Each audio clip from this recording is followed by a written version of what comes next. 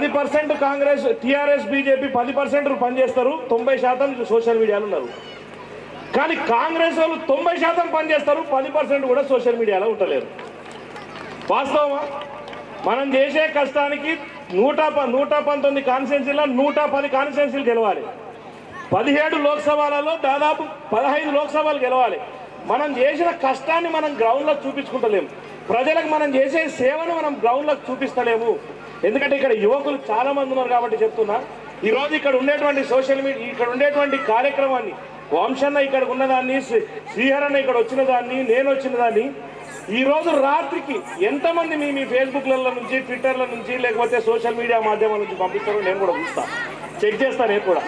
కాబట్టి మీ అందరికీ ఒకటే చెప్తున్నాం, యువకులకు కానీ ప్రతి ఒక్కరికి కూడా, రాబోయే కాంగ్రెస్ ప్రభుత్వంలో కాంగ్రెస్ పార్టీ మాటిస్తే మాట నిలబెట్టుకుంటుంది.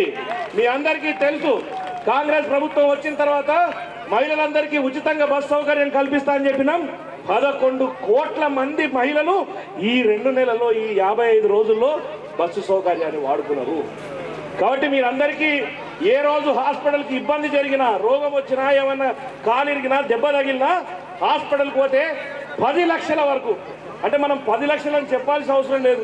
మీరు హాస్పిటల్కి పోతే ఒకప్పుడు రాజశేఖర రెడ్డి గారి హయాంలో ఏ విధంగా అయితే ఉచితంగా ట్రీట్మెంట్ ఉండేదో, హాస్పిటల్ నుంచి తిరిగి వచ్చే వరకు అదే ట్రీట్మెంట్ ఇవ్వడానికి కాంగ్రెస్ పార్టీ పూనుకున్నది. అయిపోయింది, ఇప్పుడు నుంచే నడుస్తూ ఉంది. రాబోయే పథకాలను కూడా ఈ ఎంపీ ఎలక్షన్స్లో ఇంప్లిమెంట్ చేస్తున్నాం. యువకులందరికీ మేము మాట ఇచ్చినాం, జూన్ 2వ తారీఖు నోటిఫికేషన్ వేస్తా అని చెప్పి. జూన్ 2వ తారీఖు కాంగ్రెస్ పార్టీ నోటిఫికేషన్ వేయబోతుంది.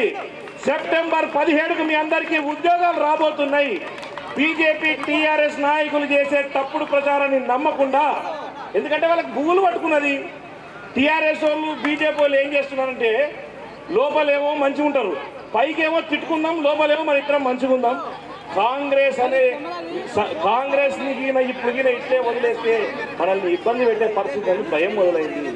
కానీ కాంగ్రెస్ కార్యకర్తల జోష్ చూస్తుంటే 17 నియోజకవర్గాల్లో 15 గెలవాలి అని అంటే ఒకే ఒకటి, మనం అనుకున్న పథకాలు మనం గ్రామ స్థాయిలో తీసుకుపోవాలి అని అందరికీ రిక్వెస్ట్ చేస్తున్నా.